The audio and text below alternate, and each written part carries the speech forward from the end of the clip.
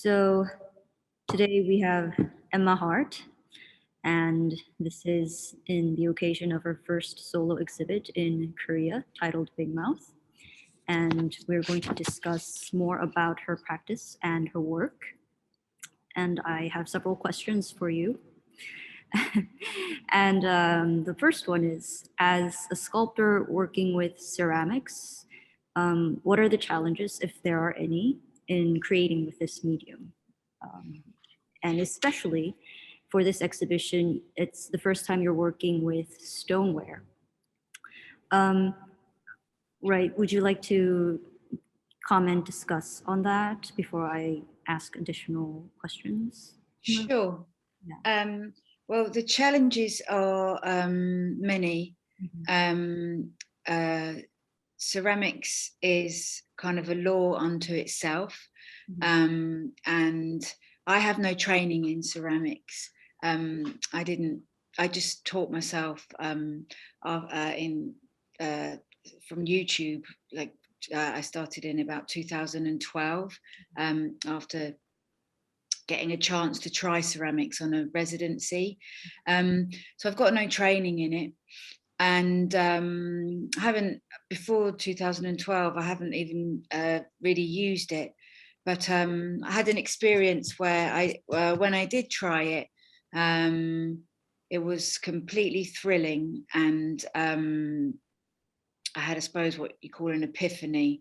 And I felt that a lot of the things I wanted to talk about in my work, the raw, crude state of things, could be reached with ceramics. But the problem with ceramics or clay is it just wants to be a pot.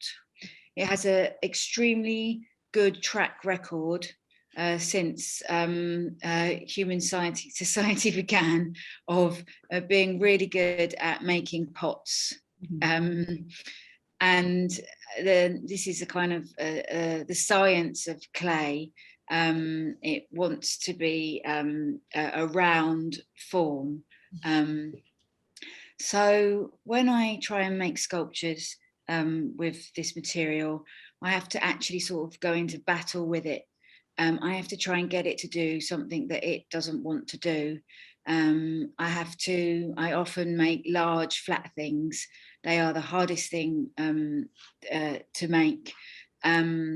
Warping, cracking, all kinds of clay will put up all kinds of resistances as it, tries to tell you, I just want to be a pot.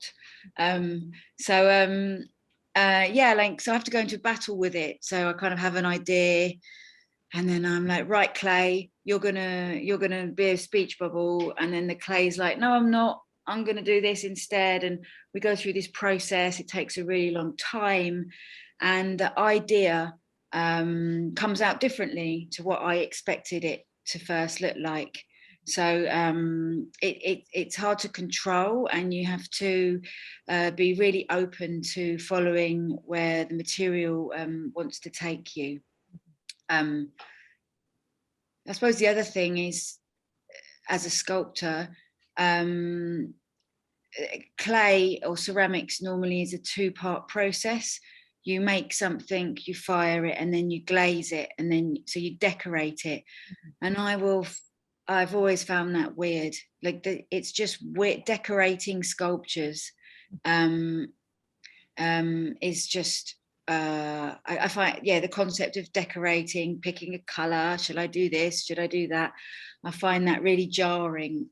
I want to build things, and so I'm often looking in I'm looking for conceptual clues within the work as to how to decorate them. I want the work to tell me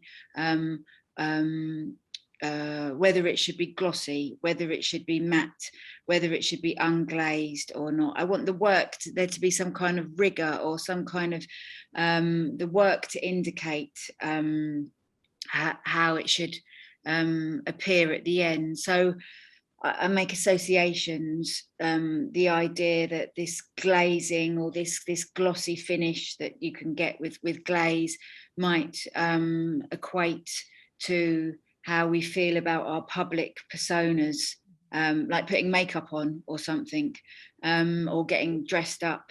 And then there's a raw state of clay, where it's just the clay, and it hasn't been glazed. And maybe that's more, maybe there's a parallel between that and how we feel on the inside. So yeah, like it's really rich, clay, ceramics. And there's so much to learn. I took on stoneware for this show. I wanted to work with clay that was strongly coloured, so black and white, so that I didn't have to decorate it, and I could just work, build, or layer up with the actual clay itself. Mhm. It's very interesting how you describe how you interact with the material and also the outcome, the work. Yeah, we have a big fight in the studio. I don't often win.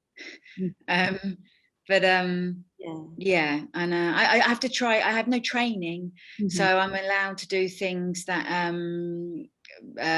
some people might not do. Like, for example, the targets are two different clays embedded in each other, which is really problematic because clay shrinks and the clays shrink at different rates. But I think only an idiot or someone that doesn't know enough about clay would want to try that out. So yeah, so not knowing a lot about clay is actually quite useful. That's very interesting, that you can experiment more with a certain material. But I am curious, and I do want to ask if there are any challenges that you faced as an artist in regards to a particular view towards artists who mainly work with ceramic. Are there any challenges that you face as an artist? Because of a particular view towards artists? I think no. I think actually I have the opposite. A lot of people don't. A lot of people ask me a lot of the time, "What's it made of?" So this is not so much in this show, our show, but in previous work.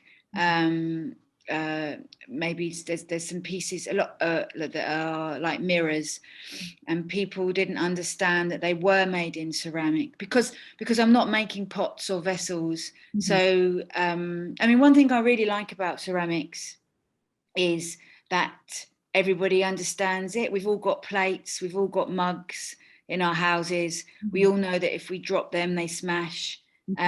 So in one respect, ceramics is a brilliant medium to work in, and there aren't many questions because everybody understands what it is and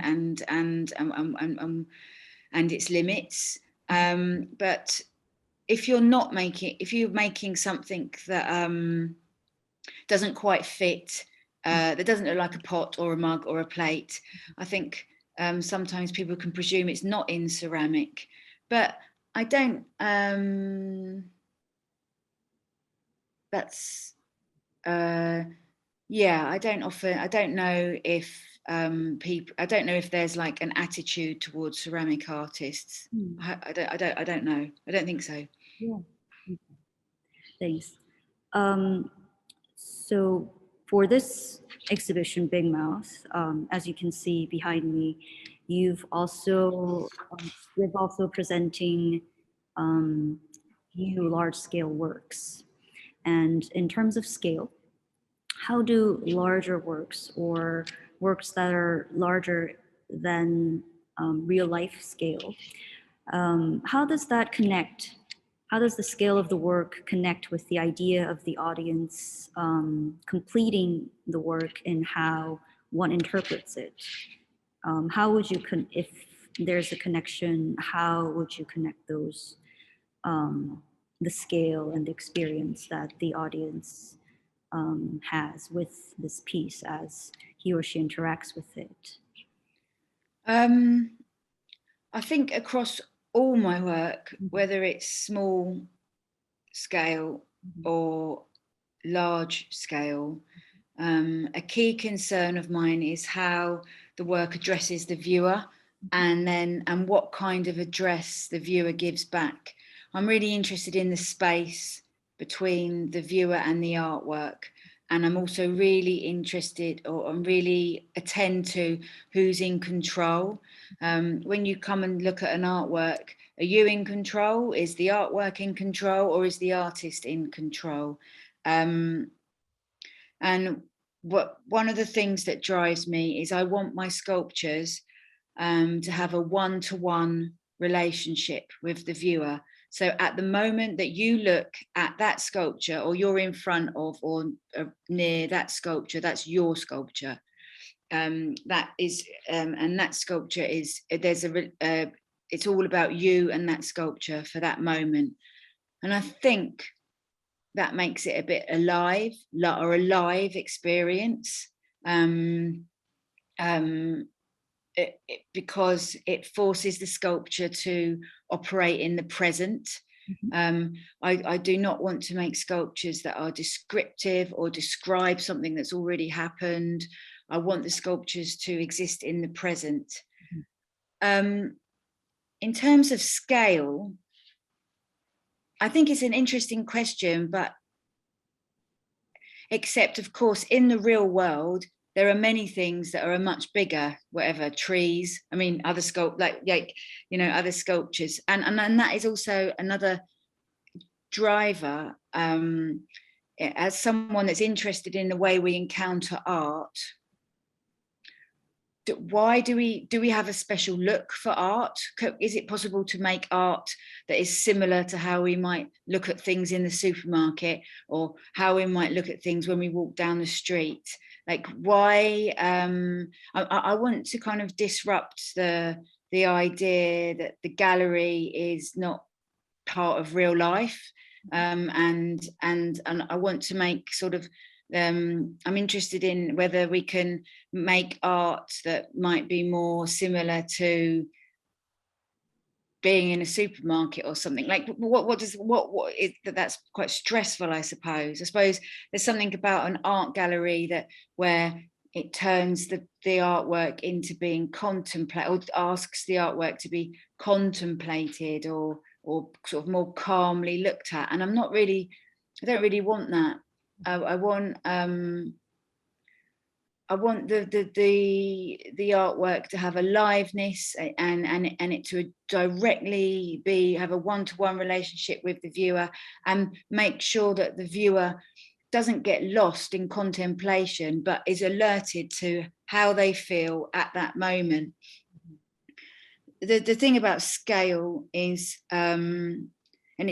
it's hard to make really big things in ceramics. Like, there are limits to what the material can do, and there's also the limit of the size of your kiln, and that kind of stuff. So scale, things can never be as big as you want them to be, because there are things out of my hands which control the scale of things. But I try to build sculptures so that they have elements which I can build up, and use that layering to create this kind of one-to-one relationship. I'm not sure if the viewer completes the work. I'm not like that. That sounds quite pleasant, but I want the viewer to be not attacked, but part of the work. But maybe it's a bit more awkward. Maybe it's a bit awkward. All right. I think your comments about the one-on-one relationship between the work and the viewer is very interesting. And personally, when I look at the work that is behind me on the walls, which we will be discussing in a moment, seeing it from afar and then getting closer and taking a very up close look at each one of them is extremely different, and it does present a live experience, as you mentioned. And yeah, they are shouting in your face. Yeah, yeah. and we'll be getting back to those targets in a moment. But first, I want to ask you, so your works, they make intangible symbols and signs. They resurface them as objects, faces, and hands. And this isn't just a representation, as you mentioned, of a particular situation, but could you describe more on how you integrate our sign systems into your work? Yeah, I think like I want to make things that people kind of recognize. So we don't waste time on thinking, oh, what is it? But the viewer can spend most of their time thinking on, oh, what is this thing doing? So to get to that point where, what is this thing doing? The viewer has to have some kind of vague idea what it is. So they know, yeah. So for example, with the finger posts or the signpost, they are based on signposts. I'm hoping that the viewer has some kind of idea that that's, oh yeah, I've seen that. I've sort of seen something like that a bit before. It's a signpost. I've got a vague idea of how that works. So we can just get straight down onto this one-to-one relationship without worrying about, I don't even know what it is. But at the same time, I don't really want to work with like, I don't know, symbols are really interesting. Like there's something we all understand, signs and symbols. They govern our lives, they control us. Yet they're a fantasy. They are a man-made fantasy. They don't exist. We can't touch a symbol, or we can't. It's a kind of sort of world between the real world and the imaginary world, like language, and I want to twist that and corrupt that. I want to be in that space that that signs and symbols inhabit. Symbols are all flat. Signs are flat, and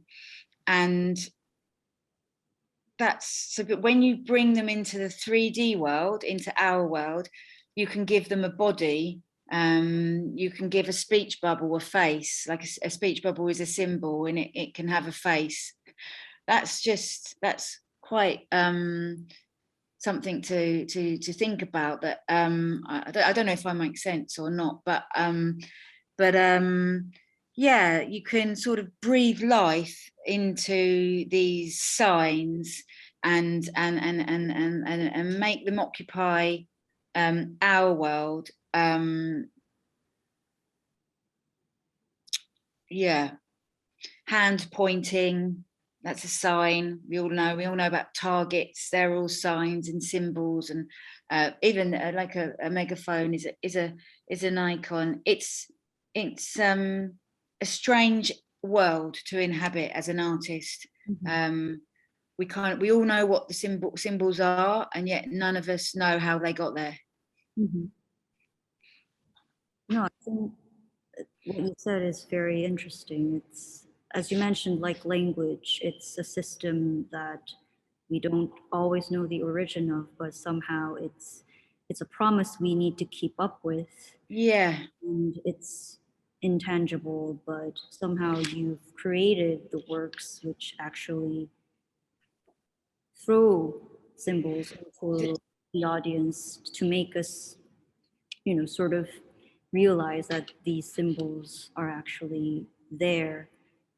I suppose the other, I was just, well, the other thing to say is that the whole point of a sign is that everyone can understand it. Sure. It's not complicated. Yeah. You don't need a degree in philosophy or art to know about what a sign is, and that's of key interest to me. It's not a barrier. There is the whole point of a sign, is that it's accessible, and that's thinking about what you're saying. Yeah, that's important. They're like a door that anyone can walk through. And where you go once you get through that door with the work, that's up to you. But the main door, the sign bit, is open to everyone. Right. So sort of going towards individual works, there's megaphones in this exhibition, and the megaphones that you present in Big Mouth in the exhibition at Barakat Contemporary, they have a particular abstraction to them. Your previous megaphones, though, they have a more, so to say, specific faces. And I was just wondering, was there a particular idea for this transition or transformation? Could you share the ideas that the megaphones entail in regards to its visual appearance? I think, yeah, what I did was I moved the viewer from being the person who's being, well, I moved the idea from the person who's being receiving or being spoken to through the megaphone to the person that is doing the talking through the megaphone. Mm-hmm. So rather than like represent a megaphone or a face, I wanted to sort of manifest the experience of what it might feel to use a megaphone. And that's metaphor. When I say use a megaphone, what it feels like to talk in public. You don't use a megaphone in your bedroom to yourself. You only ever use a megaphone. Like the whole point of a megaphone is to make an announcement.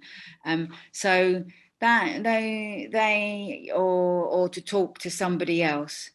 So I was trying to sort of generate how that feels. How does it feel when we talk to people, like talking now, for example, or talking to people we don't know? We have a kind of neat plan. Maybe we've got a controlled plan. There's a head on the wall that's kind of it's trying to be in control. It's split into two colours, so there are two sides. But there it is. You're doing your best. You're trying to control the situation, and then you make the announcement, or you open your mouth, and it all goes out of control. I don't know, maybe you're at an opening or a private view, or maybe you're doing a presentation at work, or maybe you're doing an artist talk, or maybe you're just talking. But you know, this is a feeling that of what it feels like when you open your mouth and say something, and it just all comes out. Mm-hmm. Spun, not quite how it went in, so it's abstract because it's an experience. It's more abstracted because it's an experience. I'm trying to. So I mean, basically, the stuff that's coming out of the megaphone at the end. If we can have a picture there, but it has gone through a process. It's been spun. Mm-hmm. It's been I spun them in a bucket. Mm-hmm. And so it's been spun, and it's out of control as well. So that process, I didn't want to decorate it. I didn't want to decorate it with a pattern. I wanted to put it through a process, and the process is representative of an experience. Mm-hmm. If that makes sense. Oh, it does. And yeah. This piece is also interesting because it's very different when you view it from the side, and then you're viewing it from the front, and you're face to face with that spun outward face that you were mentioning. So it's a very interesting piece. It's also, yes, it's a very interesting piece now. Now that you talk about it, it's even more interesting. So yeah, I'm pleased I like the idea that you I mean, this is why photographs of my work will always be slightly tricky, because the point is that megaphone makes you move. You have to move around it. You have to be, you have to be with it. You have to move with it. And yeah, you move from its side to its front, and it changes as you walk around it. Okay. So about the targets. So the piece that is being shown behind me on the walls. These targets have a particular installation, and it also shares the title with the exhibition, which is Big Mouth. How do the target pieces operate in regards to its installation, but also in regards to its title, Big Mouth? Yeah, I suppose I mean, it sounds obvious when you say it, when I say it, but targets are made to be looked at. And that's, if you just think about that, they are permanently public. You do not get a target, I don't know, like they are permanently on show. The target is always saying forever, look at me. I need your attention. And that just sounds like a nightmare, doesn't it? That is just the stuff nightmares are made of. So, but unfortunately, that's how I feel sometimes, permanently on, or permanently at the mercy of other people's eyes. I don't know, maybe not, I don't know, yeah, exposed. Like now, I'm talking too much, feel exposed. So the target is a crowd of me's, or a crowd of people, like, or anyone, the viewer, the crowd of the viewer, like they're just a crowd of people that are talking too much and getting looked at. But that is the job of the target. So it has achieved its aim. It's meant to be looked at. So it's a bit, it's complicated. And I've moved the bullseye, or the center of the target, down to where a mouth would be on a face. And then I like the idea that dumb sculptures, a sculpture can't talk or make a noise. Well, a ceramic one. Yeah, these are really noisy, because the sound waves that are coming out from the shout are perhaps you could understand the lines of the target as the sound waves coming out of a mouth. And I like the idea of making noisy sculptures. So yeah, there's a visual duality. They're targets and sound waves at the same time, and they're shouting at you.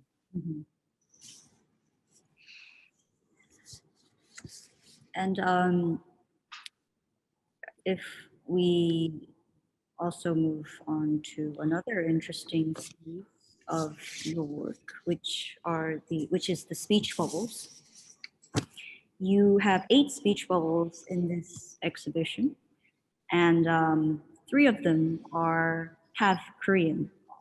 And these speech bubbles are speech bubbles, but also faces, and they have words, which are also eyes, nose, and lips. And then they have an inner side and an outer side.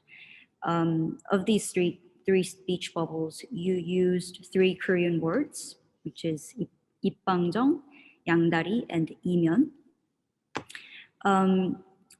So how was it working with Hangul? If that's a big question, but then let's start with how it was to work with Hangul, a language that I assume that you've never worked with before.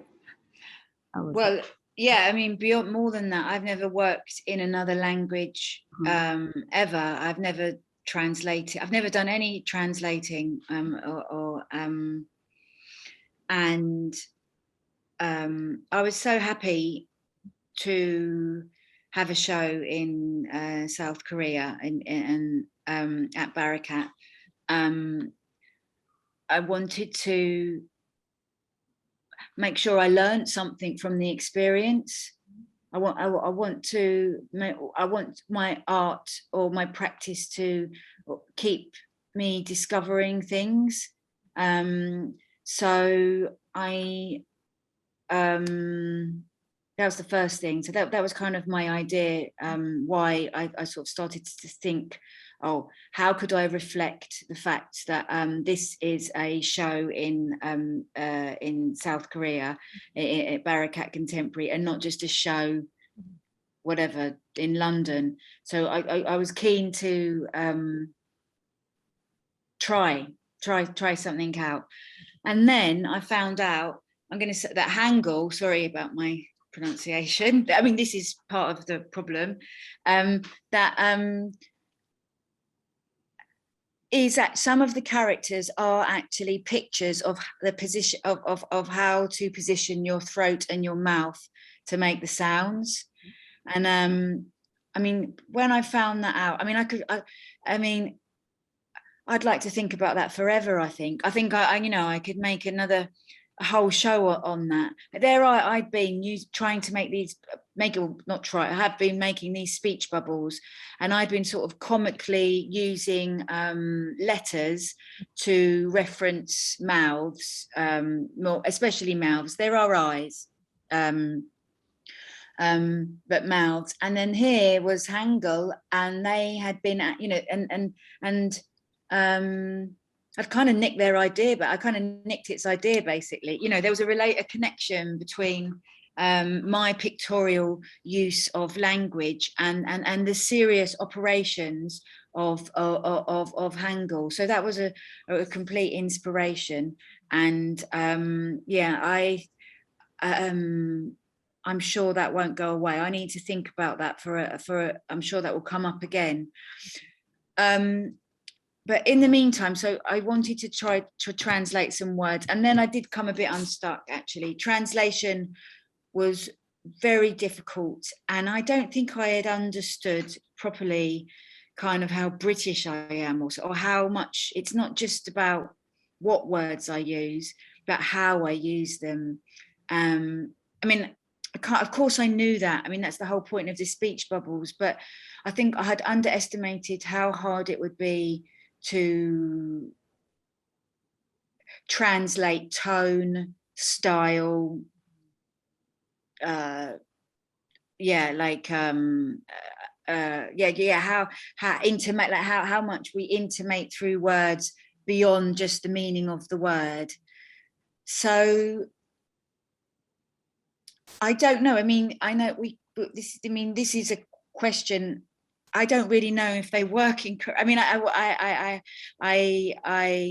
I'm really excited that they're in Hangul, but I don't really know what they say. I mean, I know what they say, but I am not a Korean speaker, so I will never know the exact moment these words get used.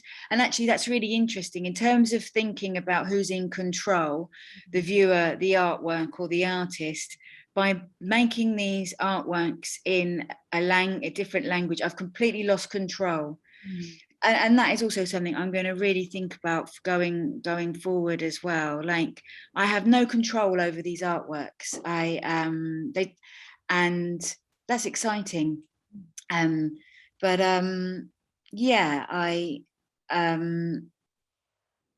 It was tricky. I mean, we worked together on it, and it was a lot of back and forth trying to understand what words to use. I wanted to use words which were were thinking about themes within the show. So like being a two-timer, not so much in the romantic sense, but I am a two-timer. I operate two different worlds. I mean, I work in the art world, and then I have my my friends and my family. Sometimes I feel like a bit of a two-timer, or I have a hidden side, or a dark side, and of course I've got I can't stop talking. So I've got loose lips, or I'm a loud mouth as well. And I mean, I like the idea that, like, I can split the words up, and I've put some on the inside, some of the words on the inside. But yeah, it was a challenge which I am excited about and need to think about even more. Yeah, but yeah, it was a challenge. I didn't realize how much of my words, yeah, how this is, we produce ourselves in what we say. I mean, I did like so actually English is kind of it's not I'm produced in English. I don't know how I sound in Korean. It's a very interesting topic because I'm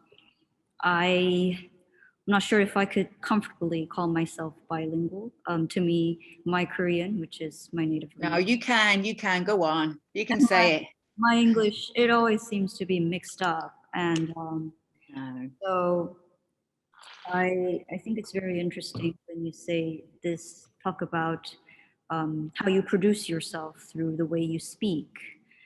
Because how I speak in Korean would look very differently to people who only know how to speak Korean, but also differently to people who know how to speak English. And the other way around, when I speak in Korean, people who know, which way was it? Sorry. So what I'm saying is, even if when I'm speaking Korean, my Korean registers differently to people who only know how to speak Korean, and people who don't know how to speak Korean, and people who know how to speak both languages. So as you mentioned, how I produce myself through the way I speak is definitely an interesting thing to think about. And and the funny thing is, language is very fluid. And I think one of the things the difficulty of researching Korean words with you was that a lot of words that were more vernacular actually became used more in the mainstream, in everyday news. And it changes, language changes. So no word stays vernacular forever, and some words are not used anymore. And in that sense, finding words that sort of fit into the exhibition was also one challenging part. And another interesting thing is the speech bubble, which is like a face, and then the tail of the speech bubble is a nose, and then their eyes and the mouth. But another thing that's interesting about that is, as you described it, as a symbol, it puts words in your mouth. So even when you're not actually speaking, the words in that speech bubble puts words in your mouth when you're standing next to it. And I haven't witnessed this, but say like a person who doesn't know how to speak Korean is standing in front of that bubble without knowing what it actually means. And I think that would be an extremely interesting way to sort of delve more into the ideas that you have about how language produces a person, how we produce ourselves by the way we speak, and also how we try to speak differently, or so to say, speak in a way so we can adjust into a certain situation or a certain group. I think there are a lot of things that can be realized and also studied more, if that's the correct word. I think there's a lot to think about in those speech bubbles that makes it so interesting. And the three words are actually very interesting as well. And I'm very happy that you found those, you decided to work on those three words. And I think they're are a very good choice. Yeah, no, thanks. Yeah, I mean, well, yeah, we did it. Yeah, I did it. We did it together, you know. Yeah, yeah, no, it's definitely not over. Yeah, you know, yeah, there's more to think about in all the things that the works do. They're doing something, aren't they? Yeah, yeah. And your works have, well, your works, they all have this certain humor in how words, phrases, and shapes are engaged. What role does humor play in your work? Well, I think humor plays a bigger role in my life, and then it comes out in my work. I think being able to find anything funny at any point is a kind of anarchy, and a kind of form of resistance, which I greatly admire, actually. It's anarchical, like humor can be, yeah, it's an anarchy. And then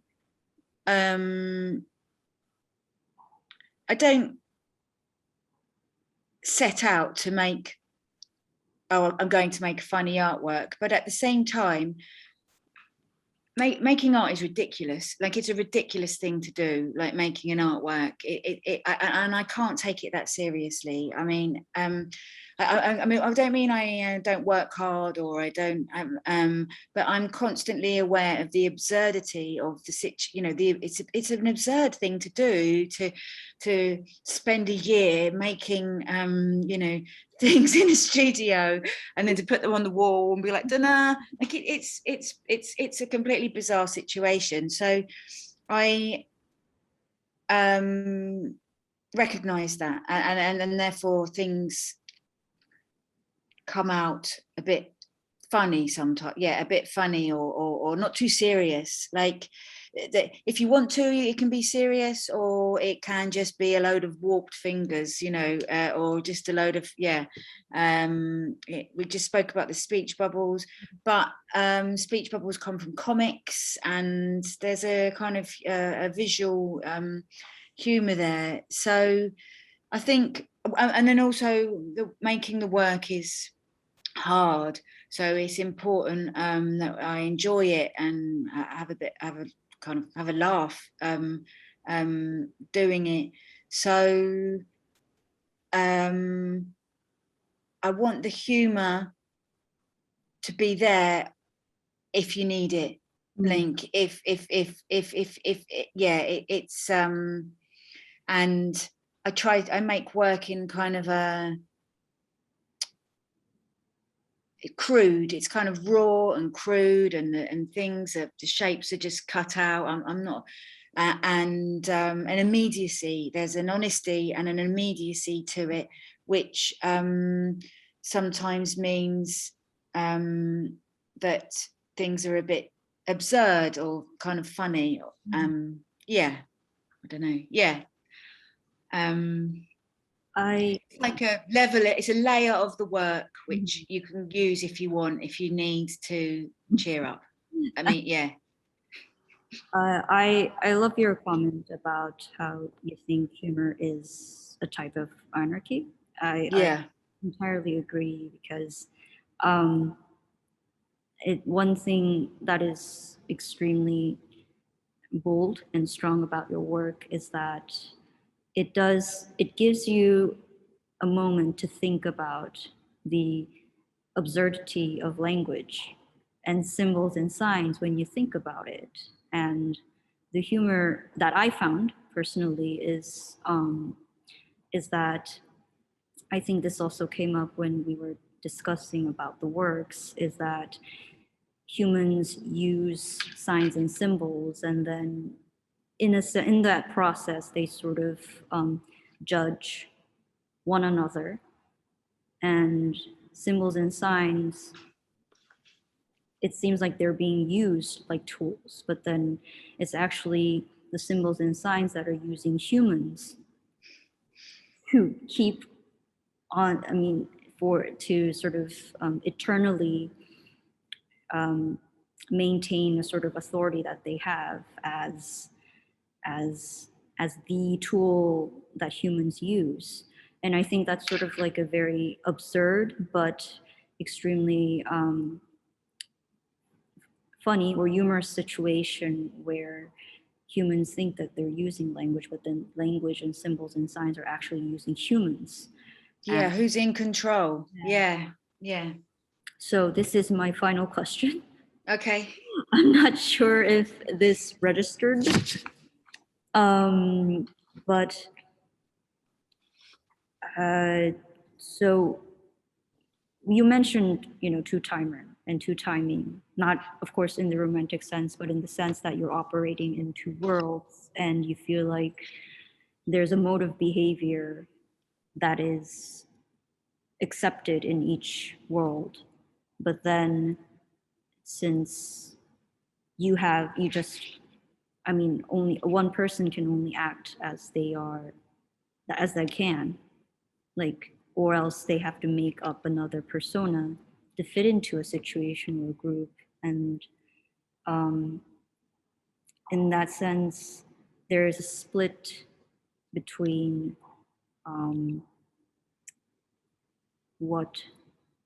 how you are like, in a sense, and then how you have to present yourself in certain situations. I guess there's a rift between that. So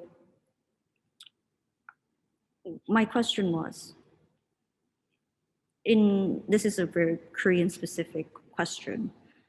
Like in Korea, there was this fad, so to say, of having multiple personalities. And it's not just like a switch, but you openly say that you have multiple personalities. And these are all different. They are all different in not only modes of behavior, but then they're just different, or they have different origins. They have different life attitudes towards life. They have different, say, characteristics. So these are all different. But then it's like your sub persona, or it's like another persona that you have, or secondary identity that you have. And these all have different backgrounds. They're all made up, but then it is a part of you. So I think having multiple personalities, or having the need to have multiple personalities in order to function in this world, was something that could be thought about in relation to your exhibition. But then I was curious what the ideas that you had about this idea that you could have all these multiple personalities and then just live with it. So you play around the idea that you can act differently and just transform into this into a character. Does my question make sense? Yeah. Okay. It does. I mean, I think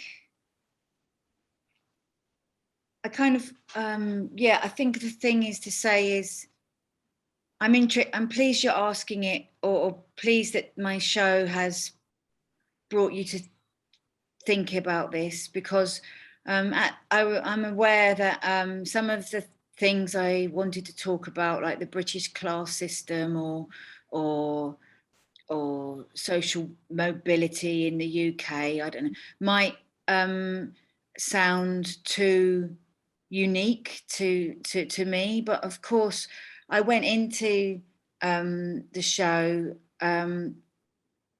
obviously not knowing, but because I don't know everything, but with an awareness, there is not only a kind of a pretty strong hierarchy of society, a class system, and the pressure, the social pressures on people to achieve, and that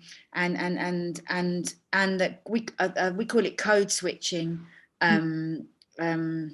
I've just remembered, and I mean, I'd read some literature, like some Korean novels, and I don't know, for example, like The Vegetarian, Han Kang, and they had all been about people coming apart when they had, or coming a bit undone when they hadn't quite behaved or performed within as one of their personalities. So I was hoping that the themes within my show, or some of the things I wanted to talk about, would be understood universally. We all have these well, it's a question, but I think I'm hoping that these pressures of who we are and how we behave can be universally understood. I think your description of it, that we just live with the idea that we are multiple people, I'm not sure it takes into account the full stress of it. Like, I find it really stressful. The switching, but and also it's, where do you learn the right behavior from? That would be, and also, why do we do it? Is it just to achieve, or just to like get on, be socially mobile, go up? What if you just wanted to be a total disappointment, or like just not, I don't know, there's no room to fail. And then also, I think some of the, I mean, this is just particular to my situation, but I'm kind of interested in Pierre Bourdieu's, it's not my idea, it's Pierre Bourdieu's idea of cultural capital. So often if we talk about class, class is often spoken in terms of economics. There's poor people and there's rich people, but it's also to do with cultural capital as well. For example, when I've never been, or maybe twice, I've been to a restaurant with my parents. I didn't go to a restaurant till I was like 26 or something. I didn't eat in the restaurant because we just didn't do that as a family. We just didn't go out for meals. So when I went to art school, I was really scared of eating in restaurants because I honestly didn't know how they worked. Or I couldn't order a coffee because I didn't know what an Americano was or something. I don't know. I mean, it's okay. It's all right now. You can take me out for dinner. I'll be fine. But so where, and it's like, and of course there are people that are very confident in restaurants because they've been going to restaurants their whole life. The same works for art galleries. How do you know how to behave in an art gallery if you've only been to an art gallery when you're 28? I don't know. So I think there's a kind of politics to code switching, or that if we just accept it, might not get spoken about, but it's just that to get on, to be socially mobile, to be at the top, to be a winner, you need to have sort of have cultural capital.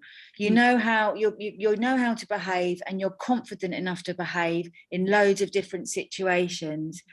And for some people from some maybe a working class background, that isn't as available. You don't know how to behave and you have to learn it. And I don't know. I don't know. I'd like to I'm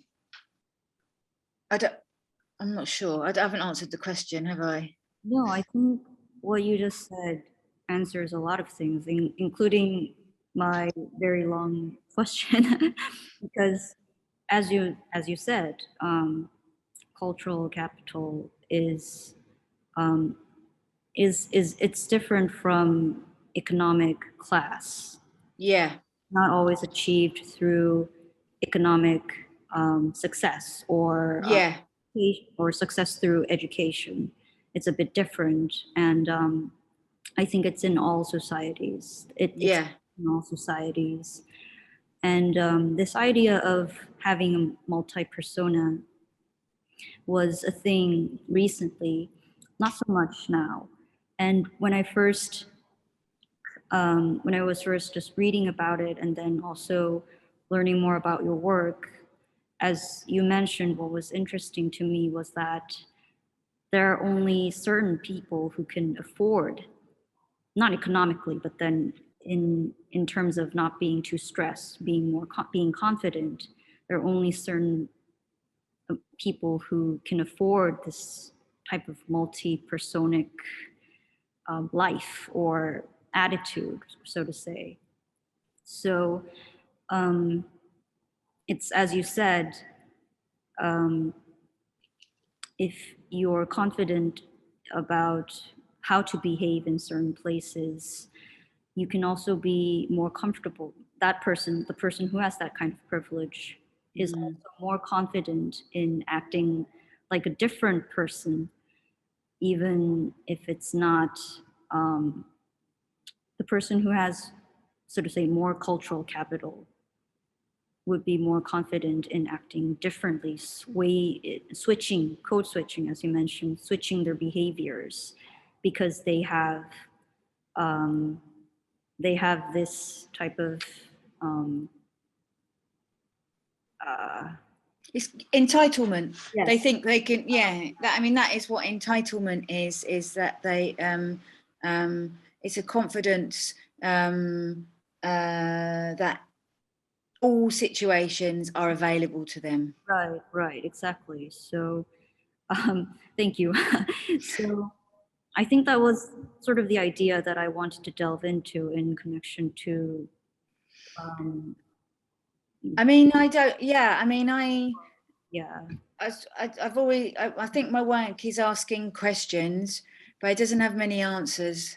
No, Um, but no, but I mean, it's so I don't, yeah, so I'm not, but these are the questions that I want to pose. Yeah. this is the final question. Oh, right. Okay. Yeah. So I am really wondering, curious about if you have any questions to the Korean audience. What are your questions that you would have liked to ask if you were talking with Korean audiences? And how would you want them to experience the work if you would like to um, talk about that as well? What are Well, I think we've covered a lot of it already in terms of uh,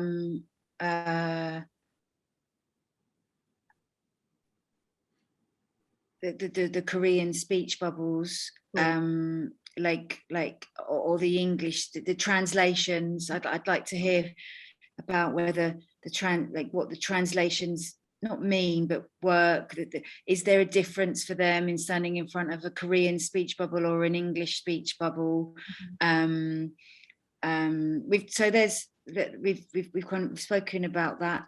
I'm also, we've spoken about my idea, or the show's idea, that some of my anxieties are universal.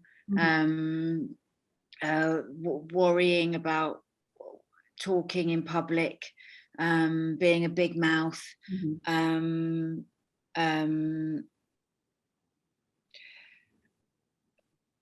and then so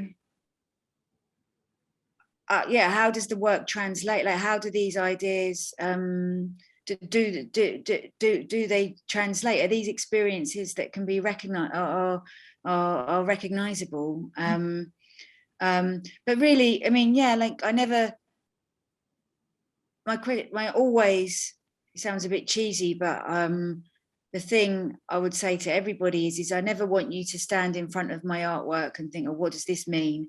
It's really like, how does this make you feel? That's really that. How does this make you feel? And